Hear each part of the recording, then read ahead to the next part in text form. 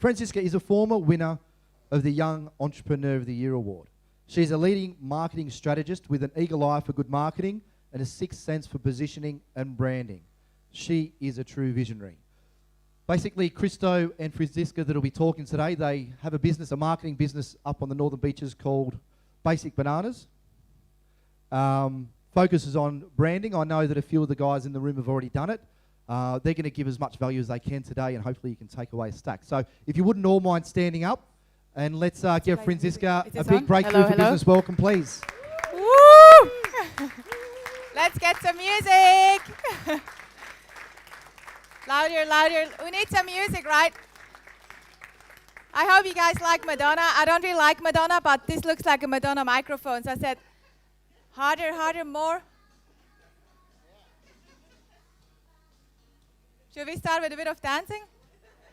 I can't really dance that well. Where's Christo? Does he want to come? All right. Let me grab the clicker.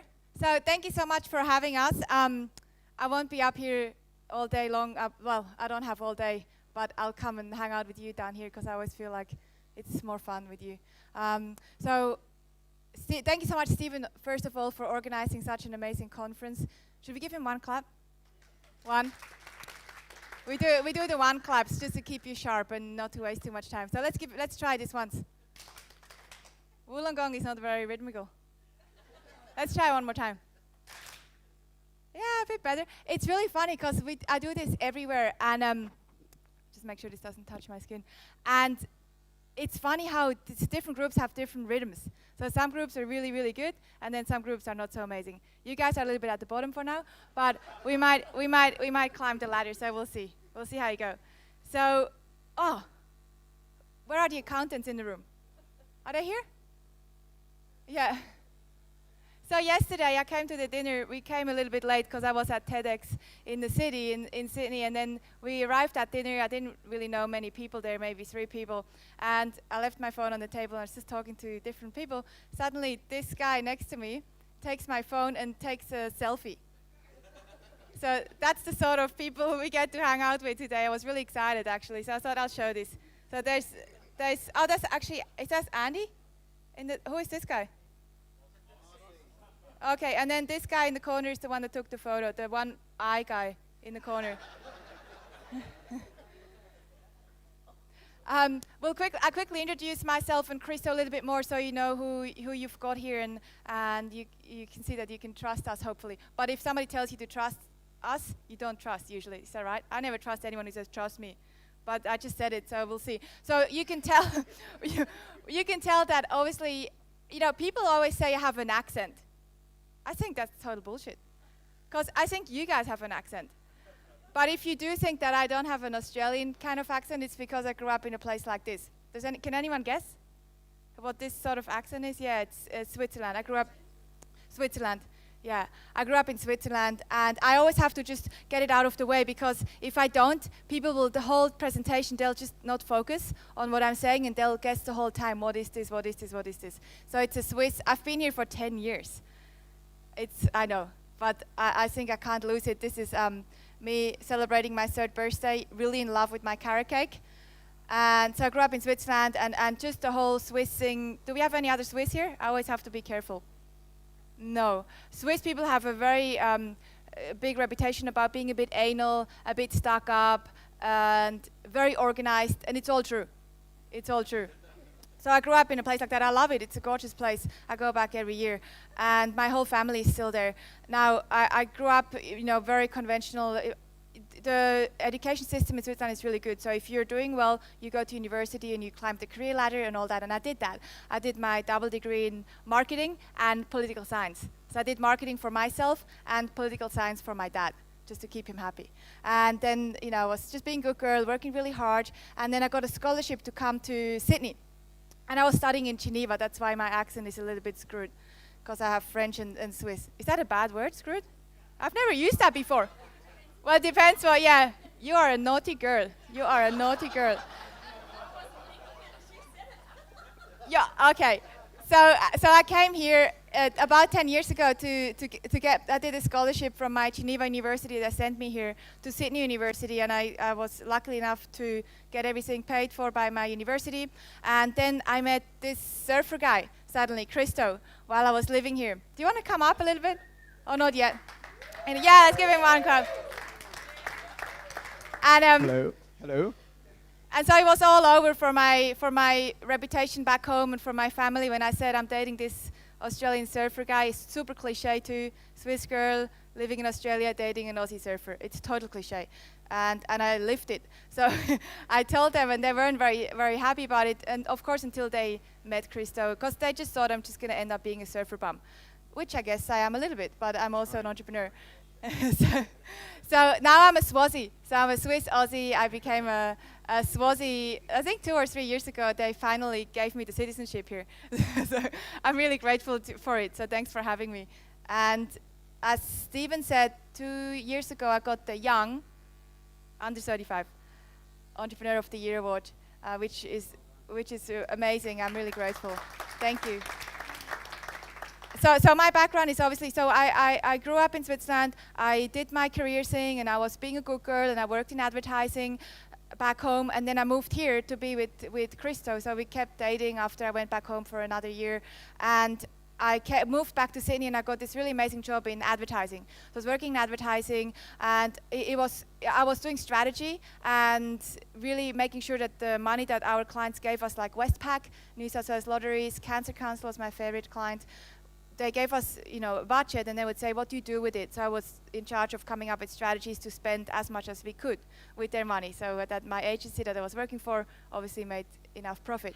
And also I was in charge of pitching for new business. And it was great, but the advertising industry is a little bit different too, and I had a bit of conflict with my values. But I didn't figure it out until later. And then 7.5 years ago, I was working in advertising, working really long hours, and climbing the career ladder. I had a good salary, and I was being the really good Swiss girl, doing the thing that I was supposed to do in terms of the career thing. And then 7.5 years ago, Sunday morning, I'm sitting at home. It was actually right after a surf near our house. And I'm just sitting at home eating breakfast on the floor. I remember the exact scene. And my phone rings, and it was a blocked number. And that's usually when a foreigner calls. So I pick it up, and he was my brother. I have one brother. And he calls, and he said that our dad had just passed away. And he had a heart attack. My dad was 58. And I saw him maybe 4 months previous to that event. We went to Cuba. I took them to Cuba together, my mom and my dad with Christo. And he just passed away. He just had a heart attack. Within an hour, he was dead. And my brother had to tell me that. And so it was one of those moments in my life when, everyone has these moments, big and small, but you look at your life and you're like, what the fuck? And I'm not allowed to swear, I know, but I love swearing. I just love swearing. But Chris always gets really grumpy. So but language barrier, I think. Yeah, it sounds really bad. It sounds much nicer in Swiss when I swear in Swiss, but I just love swearing. And so I was looking at my life, I'm like, Gott für Dummy. That's a Swiss swear word. Gott für Dummy. And then I'm like, I had this big question in my head, and I asked myself, if I died right now, would I be happy with what I'm doing? Would I be saying, okay, cool, I've done everything I could? And the answer was so clear, and it was no. And I always tell entrepreneurs, ask yourself that question. If you were to leave right now, would you be happy? Are you doing everything you want to and everything you can? And for me, it was clear, no, I'm not. I can have a much bigger impact with my knowledge and my skills, and I'm not really doing what I'm supposed to be doing. So I quit my career in advertising, and this is the funny thing, I didn't tell any of my Swiss people, because you don't do that. You don't just quit. And I certainly didn't tell my mom for at least 10 months. They all thought I'm still this good Swiss girl working in advertising. And of course, didn't update on Facebook every day, I'm now unemployed. I just didn't say anything. And so I knew I can do better with what I've got. So I took my skills, I teamed up with Christo, and we started Basic Bananas about 7 years ago. And I haven't looked back, because I realized that if I work with the decision makers, small businesses, entrepreneurs like you, we can get to where we want to go much faster. In corporate, you have to go through a lot of levels to get to somewhere, but you guys are the decision makers. And one of my favorite things to talk about, which we'll do today, is branding and creating perceptions. and we'll do that today. So Krista has a bit of a different journey. This always happens. They always sneak slides in. This is a new one. I found it on my phone and I put it photos, in. and there's always someone. It's usually when I'm like, the other slide previous was when I was 16, actually. I just wanted to say a quick hello. I won't fill you in on my whole thing now. I'll let you keep on rocking and rolling. And because I'm going to present after Franziska, we'll do it that way so you guys can focus and she can get into it. Yeah, I just perfect. wanted to say a quick hello. That's all. So hi. Hi. Do you want to? Are you going to tell them a little bit about you later, or should I just tell a little bit about what your journey is? You can go for it if you like, or do you want me to quickly do that? I don't mind. Sounds like yeah, it, just doesn't it? talk about it. All right. My background's a bit different. I grew up on the northern beaches of Sydney, and just kind of so you know who you're with, I guess.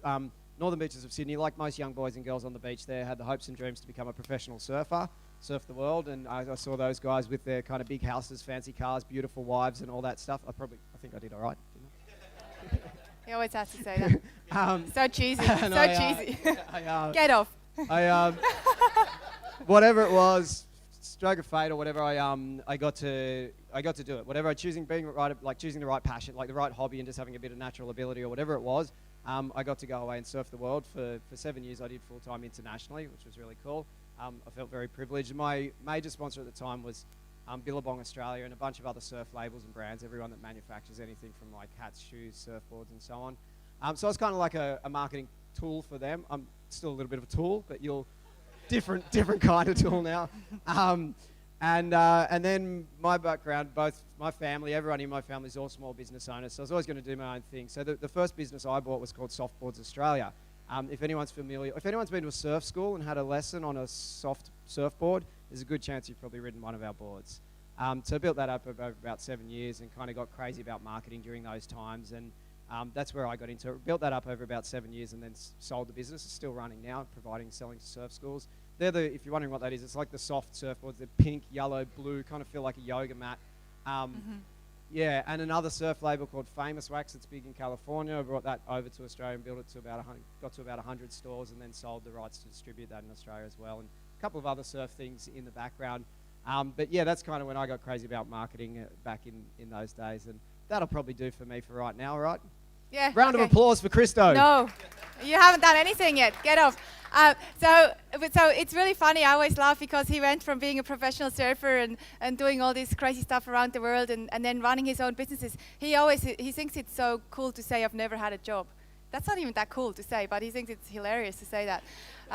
So he never had a job. He went from being a surfer to running his own businesses and obviously had the ups and downs and made a lot of mistakes and learned from them. And then now we're very privileged to be able to present it at a lot of different events. And the one that I'm probably the most maybe even nervous about is we're talking at TEDx, actually 2 TEDx events this year. In the 1 year, it's always been a dream of mine, and I'm super nervous because it's 20 minutes and you have to really prepare for it. And you can't just wing it. And one thing and I'm good at winging it, and one thing that we want to talk about, that I want to talk today about, is really the whole concept about perceptionisms and how, and it's a made up word. I made it up and I thought I was so clever. I Googled it and somebody had already used it. So somebody already used it before me. Now, the one thing when you really manage to create a certain brand and a certain perception in the market, you attract opportunities. And not just in terms of more clients and more money, but also media opportunities. This is one thing that we are fortunate enough to, is because Basic Bananas, we do things a little bit differently, and I can share you a little bit more how we came to that, because I'll give you the exact same questions that we used at 7 years ago. And because of it, we managed to attract a lot of opportunity. Now, there's a lot of noise in the market, and obviously everyone has competitors. Does anyone not have competitors here?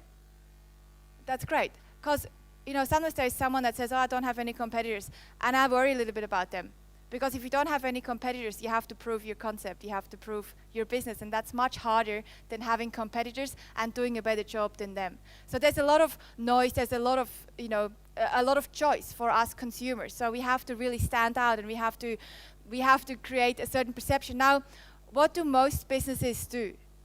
And here's a little hint here on the slide. What do most businesses do, especially in the beginning, yeah, but exactly. But even throughout their journey, they just copy because they don't know what am I going to do, what am I going to write, what am I going to say, how am I going to market my thing. So a lot of them, they copy. I think this is a cute slide. Usually I get a little more of a cutesy kind of noise. What's a cute noise? Oh, yeah, can I get that? Great. So what is marketing? What's marketing? Usually I have chocolates here, but Stephen already spoils you with all this unhealthy stuff. Do we have apples or something? I'm kidding. So I don't give you chocolates, but I'll give you a clap. So what's marketing? Anyone can say anything. Just throw it out. Who wants to say something? You naughty girl? You? What's marketing? Just throw anything out. Selling. Yeah, selling yourself. What else? Branding. What's marketing? Relationships. Love it. Yeah, what else? Promoting. Yeah, what else? Strategy. Yeah, you need to have strategy. If you don't have strategy, you're scattered, and that's not really a good approach. What else? Say again? Energy? Yeah, I've never heard that before, but that's good. Yeah, marketing is energy, positive energy. Say again? Momentum. Yeah, creating momentum in the market. Good. What else? Awareness. Creating awareness. Yeah, what else? Did you say something? Impression? Yeah, creating an impression. Yeah, people are getting scared because she's coming closer. Over here, one person. Naughty accountant. Positioning. Yeah, it's all about marketing. Is all about positioning. What else? We've already had that. Come on, you can do better. I'm so mean. Yeah, acquiring customers. Yeah, attracting customers. Getting attention? Yeah, exactly. Now, here's the thing. I'll give you all one clap. You could have said anything, and it would have been the right answer. So let's give one clap. Why would have been the right answer? Because everything you do is marketing. Everything. Walking into this room, talking to people, taking my phone and taking selfies. It's all marketing. Everything you do is marketing. And it's because you are really carrying your brand. And you know, sometimes I get entrepreneurs, they say, well, I'm just going to be a little bit grumpy today, and I'm going to go to the corner shop and just not be very nice, and then I'm going to come back and do marketing. But everything you do is marketing. And it goes through everything you do in your business, from email signature to how you pick up the phone to how you do anything, really. Now, what sells, though? So the textbook definition of marketing is all the different strategies. I call them doors. So I call these doors. All the different doors that you open to, this is your business here. It can be online or it can be a bricks and mortar business. So this is your business. All the different doors that you open to get people to come, that's marketing in a textbook definition. So all the different strategies, we had strategy here before, all the different strategies that you use to get people to come, that's marketing. Now, what sells? What sells? So marketing is getting them to come here. What sells? Image. What else? What sells? The product. But what about the product? What's selling? Results. Yeah, what sort of results? Getting them to give you money. So sales. So marketing is, they come here. So it doesn't mean that they buy. If people come to your business, could be your website or could be your business or could be calling you, it doesn't mean that they actually buy. So marketing is getting them to come. I really want you to understand the difference because this is so important. So marketing is getting them to come, and then sales is getting them to give you their money. Does that make sense? Yeah. Now, probably 70% of businesses that I see every single day, they have a bit of a problem.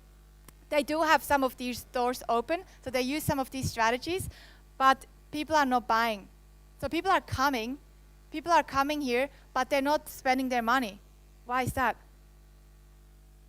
Why are they not buying? Say again? Experience, yeah. Maybe the customer experience, what else? They're not ready, trust, exactly. There's no reason to buy, there's no value, exactly. What else? Exactly, because you're attracting the wrong market. And it's all about one word, and that's what I love talking about more than anything, positioning. So it's all about positioning. You know, positioning is a really fancy word in marketing. All it means is really taking a space in the market that makes you attractive to the right person. So most businesses have a positioning problem. They go out there, they spend all this money on marketing, and here at this conference you learn so many amazing strategies, and you've already learned some strategies yesterday, marketing strategies even, and sales strategies, but unless your positioning is solid, you're wasting time. You can get better results if your positioning is awesome. And that's why Steven said, let's do this session first thing in the morning, because then everything else you do today and your implementation in the afternoon will build onto that. So everything in terms of marketing has to be the first thing you have to do, and it doesn't matter how old your business is. Some of you have have been in business for a long time, some of you are newer. Your positioning is the most important thing, and your positioning also needs to adapt to the market, because the market changes all the time. There's ups and downs, and there's things that change. Your customer change, you change, so your positioning needs to adapt. It's not that you determine your positioning once and then you let it go. You have to keep working on it. So that's the one thing I want to talk about. So marketing is all about positioning. And positioning is all about creating a perception. It's not really actually real, it's creating a perception. And I'll show you a couple of examples. This one here.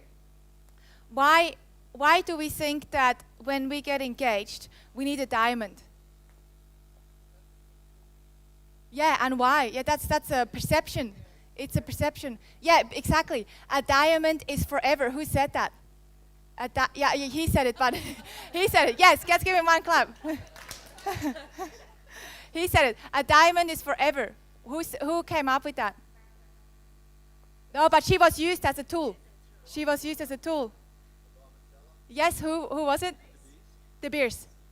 De Beers, yeah. So De Beers, they are or were the biggest mining conglomerate in Africa in terms of getting diamonds out of the soil in the mines. They were the biggest ones. Now, they actually formed a conglomerate so that they had what's it called? A monopoly? Monopoly? A monopoly? Sometimes I pronounce things a bit weird. Monopoly. A monopoly on diamonds, so that they had control of the market. So they created that monopoly, and what they decided to do is, well, we have to change perception of a diamond, because nobody's buying them. Not enough people are buying diamonds. So they decided we need to change perceptionism. Here's the thing about marketing. You have the power to influence your perception. And if you don't take control of it, you're missing out like crazy. So De Beers came along and they decided, okay, we need to do something about this. We need people to want a diamond. So what they did is they came up with a campaign that this lovely gentleman, what's your name? Mark, Arch. You look like Arch. Arch Barker. Mark.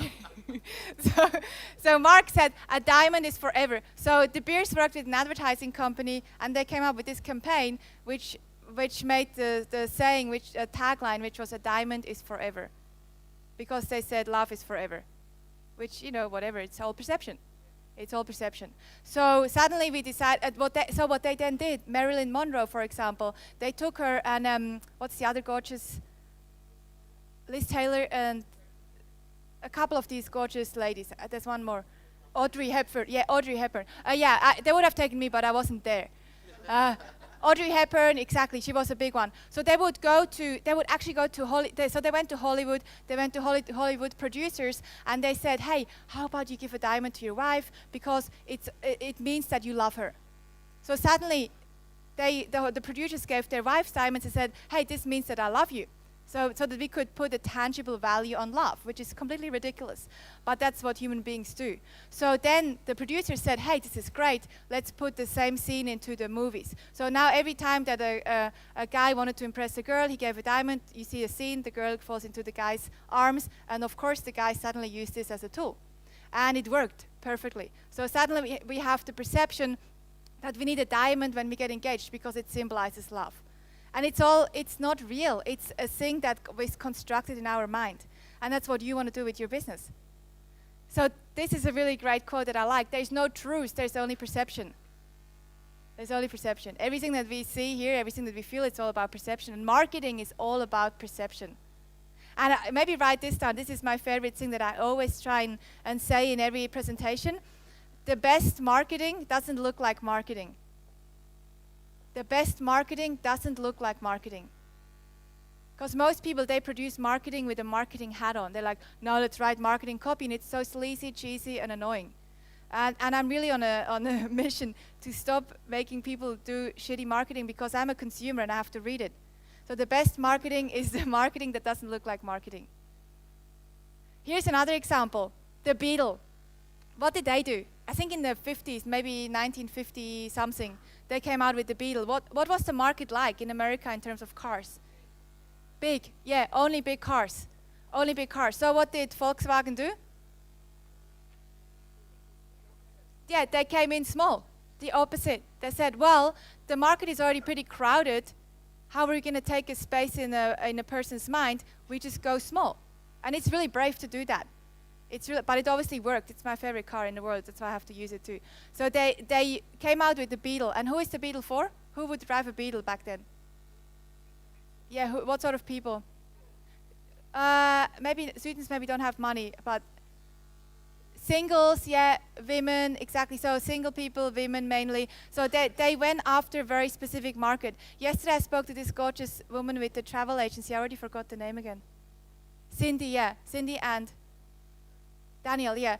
I spoke to Cindy yesterday because she's come to some of our workshops at Basic Bananas, and she said, you know what we did is we focused our travel, because the travel market is very competitive. Every market is quite competitive. They said we focused our travel market to be a little bit more niche. So the first thing they did was the wineries, wasn't it? So, second? Oh, painting in the vineyards. Yeah, so painting in the vineyards, and now also the next thing they're going to do a bit more is into wellness and food, like healthy travels. Is that correct? Yeah, and so rather than going for a normal travel agency, they started to go a little bit, to carve out a bit of a niche in someone's mind, because you can grow much faster if you do that. It's very scary, but you have to do it. Apple, of course, here's the biggest, most famous quote ever. Here's to the crazy ones, the misfit, the rebels, the troublemakers. You know this. Has been very famous. Now, Steve Jobs, first of all, is one of the most prolific, most famous, one of the best marketers. He was one of the best marketers that I've ever seen. And from the very beginning, when they entered with Apple, him and Steve Wozniak, they started Apple. They didn't say, hey, let's just compete against all the other, well, there wasn't that many in the market, but they didn't say, let's compete. From the beginning, they said, no, we're only for the creatives. We're only for the misfits. So they carved out that niche from the beginning. Again, this is very brave. Because if I told you and I said to you, hey, in your business, just go for the crazy ones, you would go, no, I can't do that. But you can, because, I mean, how many people here use Apple? Are you all crazy? No, I don't know. Well, I don't know you all, but maybe Wollongong is all crazy, but I don't think you're all crazy. But you still want an Apple. I only use Apple products, and I'm not that crazy. But it's because they carved out that identity. And even if you're not even if you're not a misfit and you're not crazy, you still want to use the product, a certain market. And some people hate Apple. Who hates Apple? Yeah. Some people hate Apple. That's great. And you want that. You don't want everyone to love you. It's good when some people don't like you or your product. We don't take it personally. So I want to give you six really keys. You've got in the handout, I think you've got some notes that you can follow along. So I want to give you 6 things that I want you to think about straight away in your business to create that good positioning in the market so you can attract more people. Without this stuff, any of your marketing really, well, with this, you get a better return from your marketing. So the first one is your why. And here's my favorite quote to explain this. People don't buy what you do, they buy why you do it. So people don't buy what you do, they buy why you do it. Now, I'll give you a quick example here so that you can see what this means. Simon Sinek is a really great guy. He talks about leadership mainly. So this quote applies to leadership, but I've taken it and applied it to marketing. And I'll give you an example. So a few months ago, I think it was October, I was over in LA running a session for Basic Bananas. And I was just at the registration desk at the beginning there and just saying hi to people. Then this girl comes and she says, hi, I'm Sarah Martin. I still remember her name. I'm Sarah Martin. I said, hi, Sarah, what do you do? And she was a wellness practitioner. So she said, I'm a kinesiologist, microtherapist, so all these weird words. EFT, I think, is another one. Some words that I didn't really understand. Or that really, unless you're in the wellness industry, you don't really know what it is. So she said, yeah, do all this, blah, blah, blah, blah, blah. I said, great. So she sat down, we ran the session, we did this one exercise where we told people don't really buy the what, they buy the why. Who wakes up in the morning thinking, I really need microtherapy? Does anyone wake up thinking, I need microtherapy? Who thinks that in the morning? No one? You're not that crazy. So nobody wakes up thinking that. After the session, after the session, Sean, who works with us in LA, he came up and he said, hey, Franziska, I'm going to work with Sarah. I'm going to have to go work with her. And I was just giggling a bit. I thought, because she was really cute. So I thought, oh, he's just a bit of a bastard. He wants to just go hang out. So I said, why? I said, Sean, why? And I knew the answer a little bit, but it wasn't actually true. He said, because Sarah helps people decode their body, look at your body, decode it to find out what's wrong, so you can have more energy, more motivation, and less stress. I think those were the words that he used. So suddenly, she didn't go to him and she didn't say, hey, Sean, I do microtherapy. How about you do some microtherapy? He wouldn't have been interested, I don't think, even though she was pretty. She went and when he asked her, he said, hey, I help people decode their body to find out what's wrong. And then we can figure things out so you can have more energy, more motivation, and less stress. So she went from giving him the what to giving him the why of what she does. Does that make sense? I'll give you two companies. This photo is for the ladies in the room. A Russian guy on a Harley Davidson. He's not that hot, but I couldn't find anything better. So Harley Davidson, what do they sell? Yeah, what sort of image? Midlife crisis? Yeah, who has a Harley here? Now they don't want to put their hands, I should have asked before. What do they sell? What image? Rebel, yeah. What else? Freedom, bad boys, yeah. What else?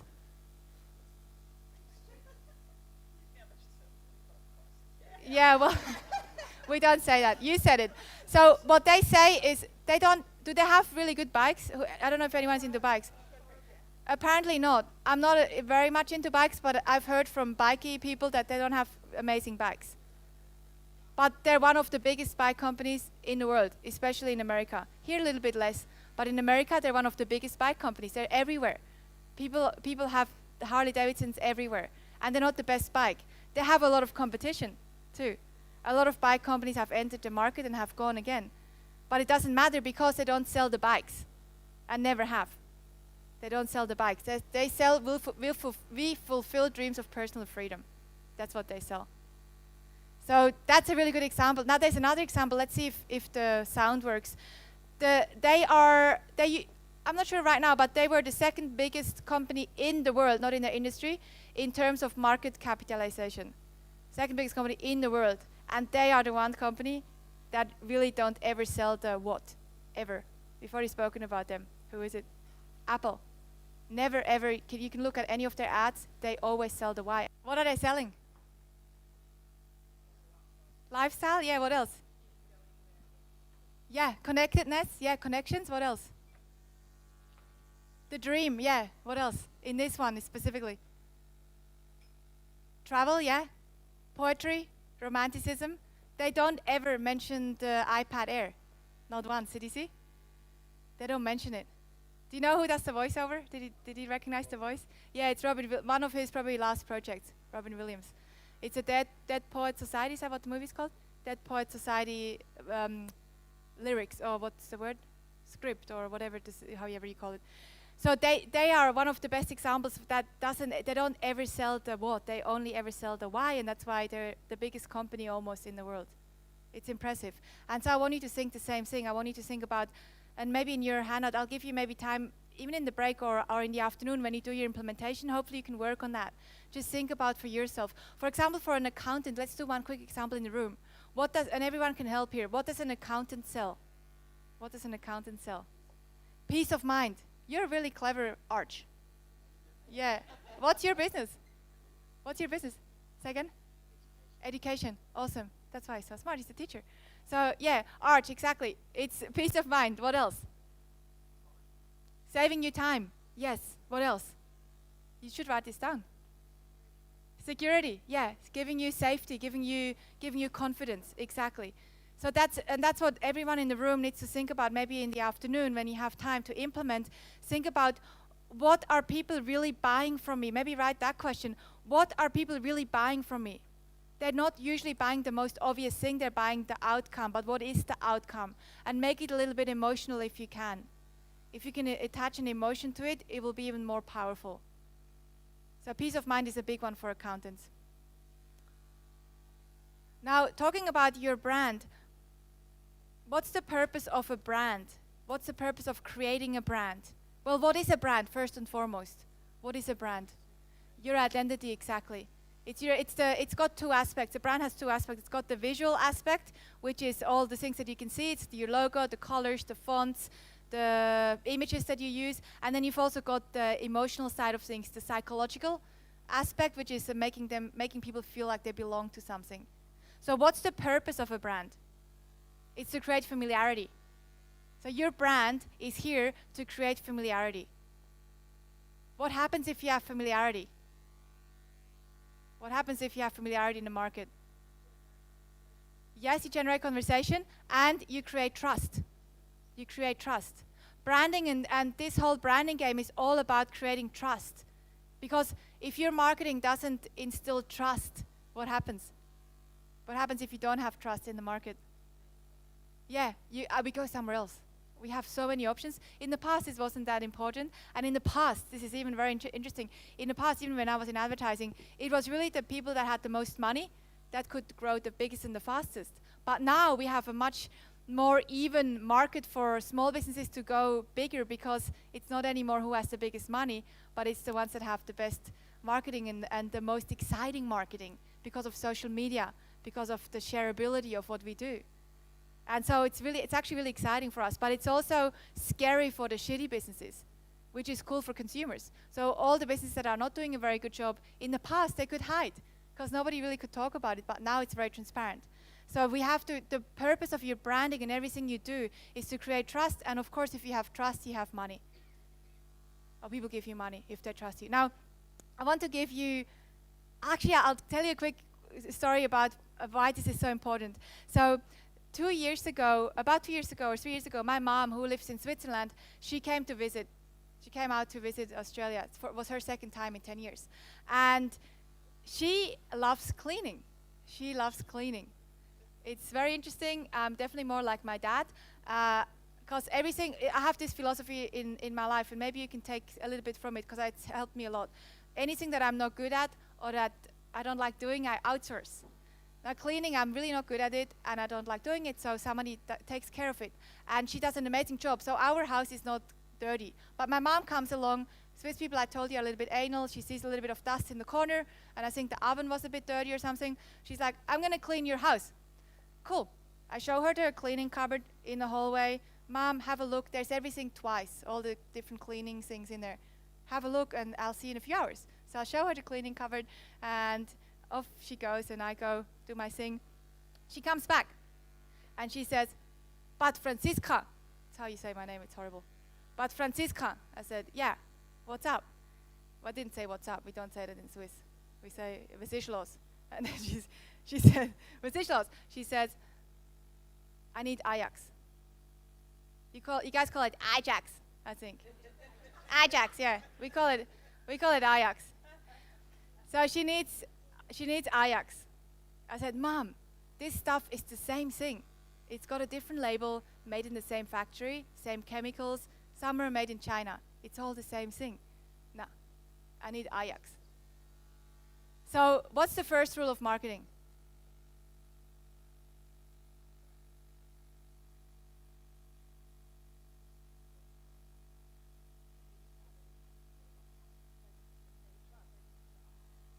Don't argue with your mother. So don't argue, hop in the car. I think I argued a little bit probably, but I hop in the car, go to Woolworths, and we find it. We find it. We buy it, we go home, and she's happy. So why does she need Ajax? Why does she need? Exactly. It's never failed her. She goes to the other side of the world. It's really the other side of the world, and she still needs Ajax. She wouldn't do anything without Ajax. And that's what you want your brand to have. You want to have that power. You want people to come to you and have so much trust in you and so much loyalty that they can't ever go anywhere else. And you can do that. It's about creating perceptions. Every single person in this room can do it. And I'll give you a few questions now to work on it. So the first one, and you've got it in your workbook, the first question I'd like to answer, you to answer is, how do you want to be perceived? So what is that perception you want to create? What is that perception you want to create in the market? Now, I'll give you a little bit of music, maybe half a song, and I'd like you to write everything down that comes to mind looking at your brand. And you might want to change your perception. You might have a perception and go, you know what, I'm a bit bored with this. I want it to be something differently. So think, when you do that in a minute, when you describe your brand, take your brand as if it was a person.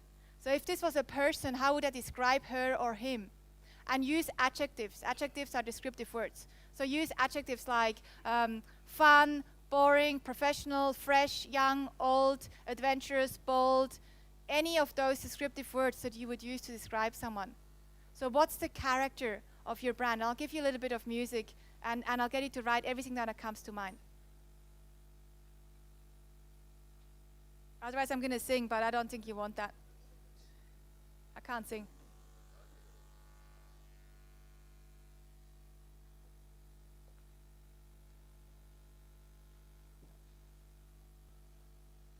All right, who wants to share?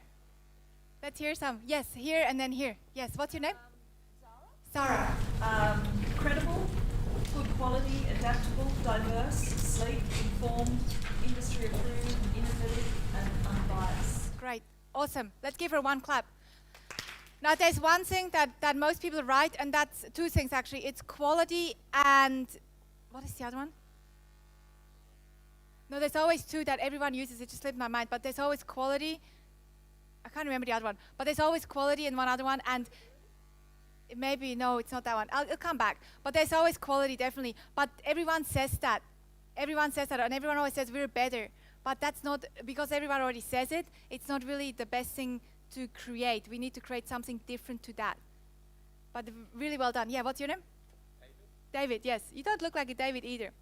You know, Stephen doesn't look like a Stephen. Chris and I spoke this morning about it. We're like, Stephen doesn't even look like a Stephen. But that's just perception, you know, it's a wrong perception. Wrong perception, yes. David is not my original name. What's your original name? Jung. Jung, that's way better. Okay, Jung, what have you got?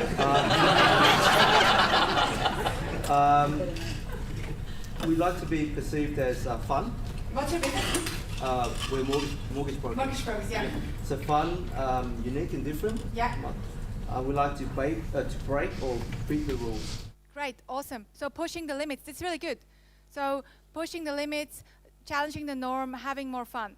That's really good for a mortgage broker because nobody does it. Now the next step for him is actually to translate that into his marketing.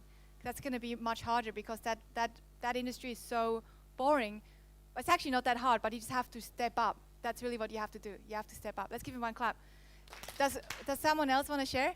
Did you want to share? Yeah, sure. Do you work together? Yes. What's your business? Hair and beauty. Yeah. So I'm going off the studio. We also have a wedding side where we mobile. Yeah. So Peter wrote down about the mobile and I went on with that side. Right. So I said a trusting service. So that's Yeah, great. Yeah. trusting, fun, professional quality, Yeah. and personal experience. Personalized. Yeah, personal experience. Excellent. Yeah, that's great. Now she just needs to translate that into the business. What can you do? What are all the little things you can do to make it more personal? And it's little things, even like, and I'll show you in a minute, sending little postcards, personalized postcards to your clients. And I'll show you that actually in a minute. Let's give her one clap. Yeah.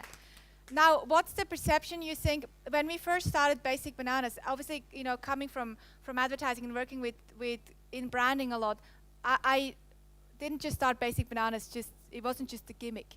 It was very constructed. I knew exactly why we chose that name and how we translated it. But when you look at us and when you look at our brand, what sort of words would come up for you? What are some words that come up? How would you describe it? Clever? Yeah. What else? Monkeys. We didn't think about monkeys. Unique. Yeah. What else? Innovative. What else?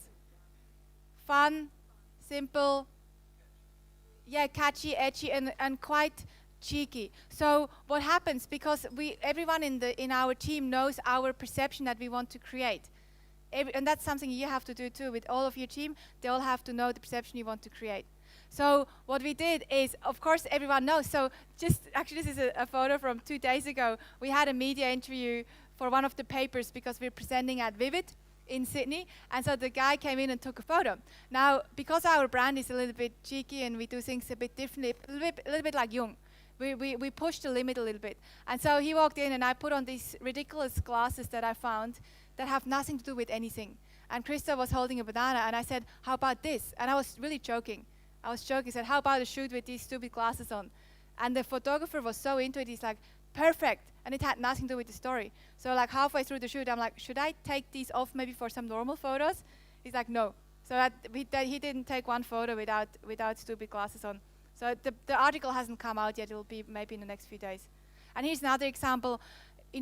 Video marketing, you'll maybe hear at another seminar that Steve runs about it, or you already have. Video marketing is obviously a really good avenue. Now, you don't need fancy gear to make video marketing work, depending on your brand. Because our brand is quite innovative, cheeky, fun, funny. We don't need the fancy gear. And some of you don't either. So we just, whenever we go somewhere, this is in the Swiss mountains. This is a friend actually behind the iPhone, just holding it without even a tripod. So it goes a little bit like this, because it's also cold. So the guy's a little bit shivering like this. But it's okay. It's because it's part of our brand. But if our brand was stiff, professional, suit kind of brand, wearing suits and things, this wouldn't work for us because it would take away from that. But it doesn't, because it's part of the brand. So you need to think about that. The next question, actually, I'm going to do a quiz for you. What do you want to be known for? And I'll get you to think about that in the afternoon too, but I'll do a quiz. I'll flash up a word or a business and you tell me what they're known for. Safety. Safety. Now, this is about perceptionism. I mean, how many car brands do we have? Hundreds. They have come and gone. Do you think Volvo is more safe than other brands? No, not anymore. And there are probably some brands, of course, are less safe, but there are brands that are just as safe as Volvo, but they are the one known for safety. Why? Because they've decided to be seen as that. Exactly, with an agency. An advertising agency. Apple, what's Apple known for? Exactly, innovation and creativity and lifestyle. Harley Davidson we spoke about.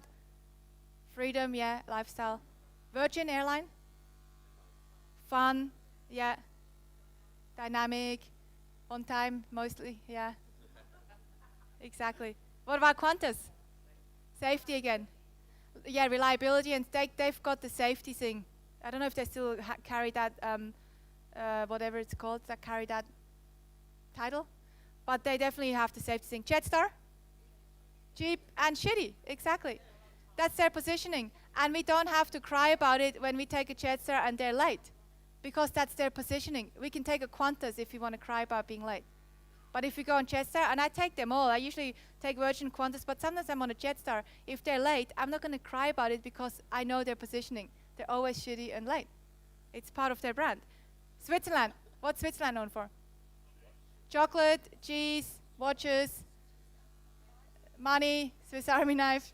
Exactly. Yeah, and lots of stuff comes out of it, technology, because the government invests in it. What about Denmark? Snow?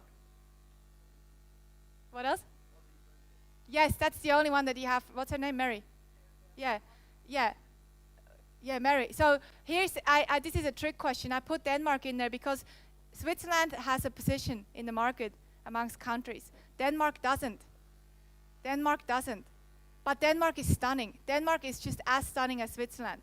They're both really beautiful countries, but Switzerland has managed to get a lot of tourism because of their positioning, because they have decided to take a position in the market. Denmark hasn't really, but they could. They need really good campaigns. They need to spend a lot of money to do that, but they could. So the next question is, what do you want to stand for and against? This is a really probably hard question for some, especially what do you stand against? But you have to take a position. Otherwise, you go under in a sea of other businesses. So you have to take a position. So what do you stand for and what do you stand against? Again, I'll get you to think about it in the afternoon. But here's just an example. This is something we have on our website. You can go maybe have a look later because it's a bit small, but we really, and we adapt this as we go, but we sit down with the team and we think about, hey, what do we really stand for? What do we really stand for? One thing that I wanted to put there, but I think Aussies are a bit more diplomatic. I said, let's put on there, we don't like to work with wankers. And then my whole team is like, you can't say that. So we didn't say it. We didn't. You still have to be a little bit diplomatic. But it does say something. I think we don't want to work with people that don't mean what they do. Who knows this car? No. No. Tesla. Yeah, it's a bit new in Australia. It's coming. It's coming. It's Chris's favorite car. The Tesla. So the Tesla is, I don't know if you know much about it, but it's an electric car, 100% electric car. It's an American car. Elon Musk is the guy who started it. And what's different about it, though? You can see it in the ad. Well, it's a 100%. It's not the first 100% electric car, is it? No, definitely not. But yeah, it's bigger and it's sexier. Exactly. It's the first sexy, sporty 100% electric car, and that's their positioning. Because unfortunately, all of the electric cars are a little bit daggy. So suddenly, Christo goes from not wanting an electric car to wanting an electric car because it's sexy. And that's the position that they have taken. And it even says, redefines green. At the top, it's in red, it says, redefines green. Now, somebody in a session said, haha, they made a mistake. It's in red. It's on purpose. They're not, they're not that stupid to make a mistake like that. It's in red because green symbolizes what? Electric cars. It's green, like, knitted underwear kind of stuff. So I always say that because I used to wear knitted underwear in Switzerland, but that doesn't mean anything about marketing. Don't change your perception about me. My mom made me. So they don't go green because it's sexy. Red is sexy, and that's the position that they take. And that's actually a quote that was really cool that he said, brand is just a perception, and perception will match reality over time. So brand is simply a collective impression some have about a product. So think about that in the afternoon too. Now, what makes you unique? This is the next question. Also, you have it in your handout. You need to think about what makes you unique. What's this guy? A wombat. What makes him unique? He has something that makes him extremely unique. Wow, yes. Why do you know this?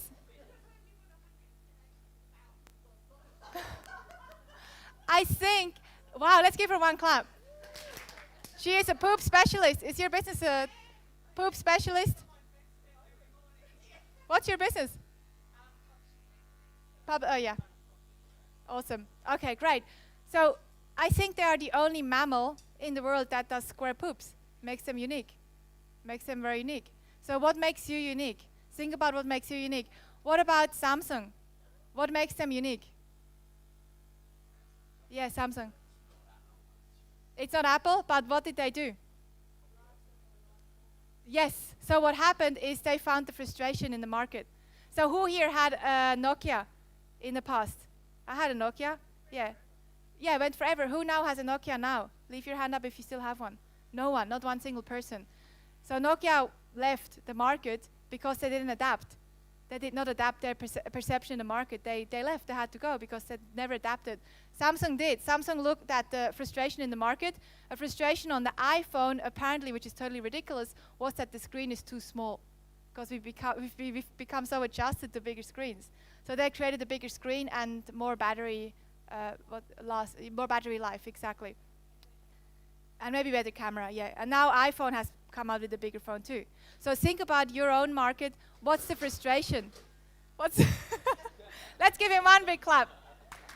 And the frustration for Stephen is that he's trying to put up banners and he shouldn't be doing that. Now, the next question I want you to think about in the afternoon is, why do you like buying from us? So ask yourself or ask your customer, why do you like buying from us? What makes us, why do you choose us over someone else? And you always get the best answers from your clients. You get the best research. We always do client research and they give us the best stuff. And the last question, and hopefully in the afternoon, if you do a little bit of group work at your table, one thing I'd like you to do in the afternoon, if Steve allows you, is sit down at your table and ask the question, when you go around, say, hey, what would make working with a mortgage broker more irresistible? Or what would make working with a beauty salon or hair salon irresistible? Or what would make working with a PR specialist irresistible? And just ask the question and then sip it, and then just let them go around and give you ideas. Some stuff will be really good, some stuff will be not so good, but it doesn't matter. Just write everything down and say 2 words. What do you say? Thank you. Just say thank you, nothing else. So hopefully you have time in the afternoon to do that. Here's one example. That's the one I wanted to show you. This is a guy called Danny. He's a mechanic. We call him Danny the mechanic. He is in one of our programs, one of our marketing programs. Now, Danny started off as a solopreneur when he came to us. Younger kind of guy, probably mid-20s or something. He's really charismatic. He's really funny, but that didn't come out in his brand at all. He just looked like any sort of mechanic. So he started to really build on his perception. He really started to come up with a really unique brand as a mechanic. And one thing that he did, it's just a little tiny detail, he writes cards to every customer. We're one of his customers too, so I've gotten some of these. So whenever you get your car serviced, after you get a card, and he draws a little animal on the card with his greasy finger. So it's his greasy fingerprint, and then he draws an animal, and he just says, hey, thanks for working with us. Now here's the thing about this guy. This guy can hardly spell. He says he's dyslexic. He's dyslexic, but it doesn't hold him back from writing cards. And it doesn't even matter that they're full of mistakes. He does a spell check in Word, he told me. But they're still full of mistakes. It doesn't matter. So nobody here has an excuse to not do stuff like that. And this stuff goes on social media all the time. My whole team in the office, all the moms, especially the team's moms, especially, they love him because he sends them cards like that, and they think it's cute. Naming, quickly, really briefly about naming. I want you to you don't have to change your business name at all. That's not the point of this. I've heard some people say the most important thing in your business is your name. That's not true. You can just do really good marketing. I mean, Nappy-san, who thinks it's a great name, Nappy-san. It's such a weird name, but they're big. Or Kleenex. The name doesn't really matter, but what I want you to think about is if you have products or services under your brand, think about naming them a little bit differently. Think about naming them a bit differently. So rather than going platinum, gold, silver, diamond, name them a little bit differently. So one example is, of course, we have basic bananas. So we have different levels of how you work with us in programs. And one is called Clever Bunch. It's a play on the bananas. And then one is called Genius Bunch. So rather than calling them just conventional things, try and make them a little bit more unique, in line with your perception. In line with your perception. Taglines. What's the purpose of a tagline?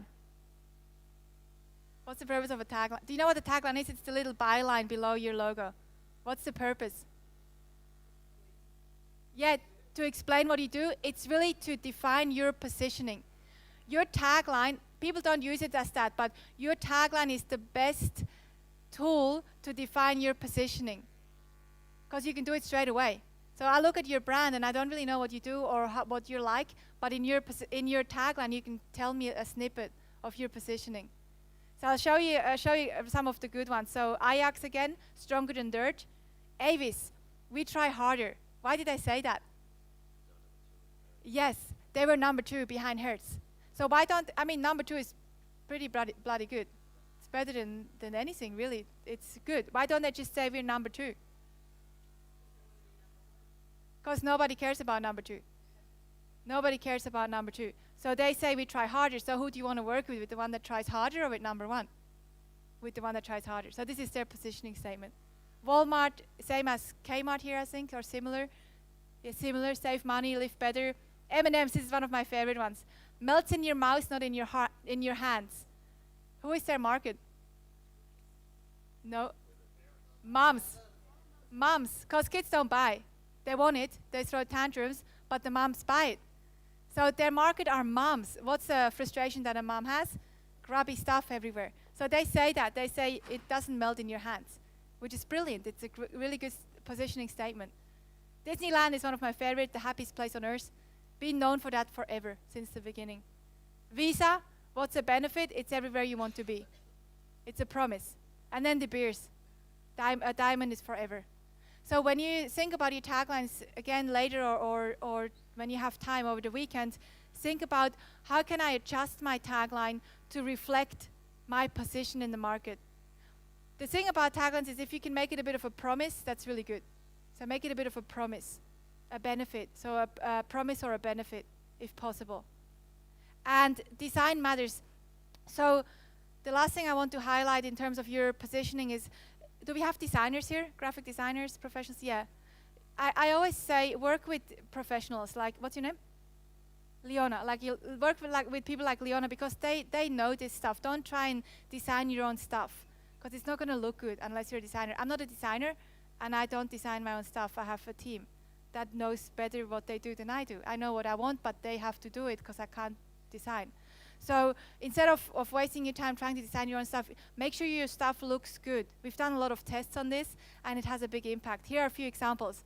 Who knows Samantha Wills? It's an Australian jewelry designer. So she's one of the bigger or most famous jewelry designers in Australia. This is actually a Samantha Wills ring. And her stuff, the quality of her stuff is not that incredible. But she charges enough because of design. Because all her stuff comes like this. It comes in a beautiful box. It comes in a little brown wooden box. It looks, the perception of her stuff is incredible. I could go to Thailand to a market and find this stuff for $5. But because of how it's displayed, she can charge $100 for the same thing. So this ring would probably cost $100. But you can buy this somewhere on a market similar for, I bought a similar thing once in Laos for maybe $10. But it didn't come with the perception around it. So it's all about perception. This is the most expensive water bottle in the world. How much do you think it costs? Have a guess. No. 60 grand. 60 grand. Because it was designed by Fernando Gabriela Marcases, something, I can't remember. Altamirano, something Altamirano.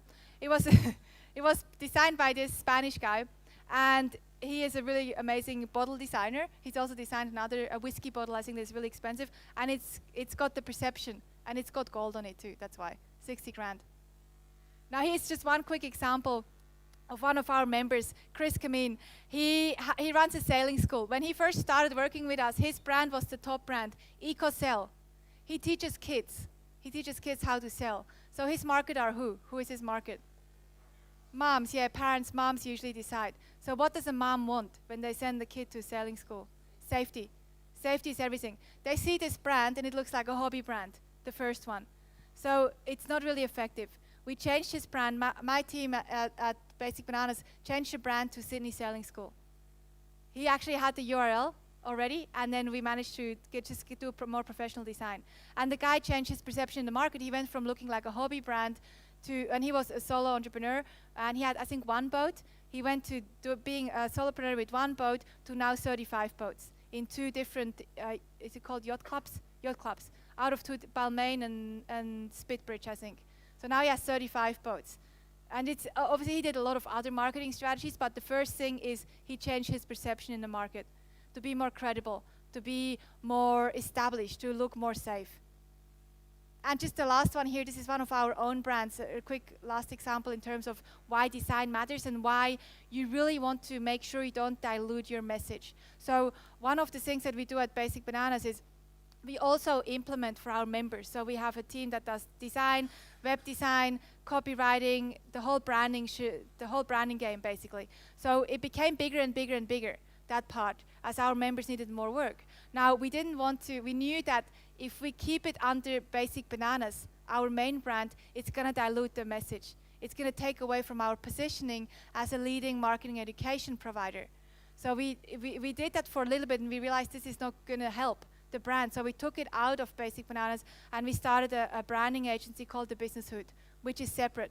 If we hadn't done that, it's all about positioning. If we hadn't done that, we dilute the message. And that's something that a lot of businesses do here. Not as in here in the room, but in the world, is they do too many things and it dilutes the message, it takes away from their positioning. Because you want to have a strong positioning.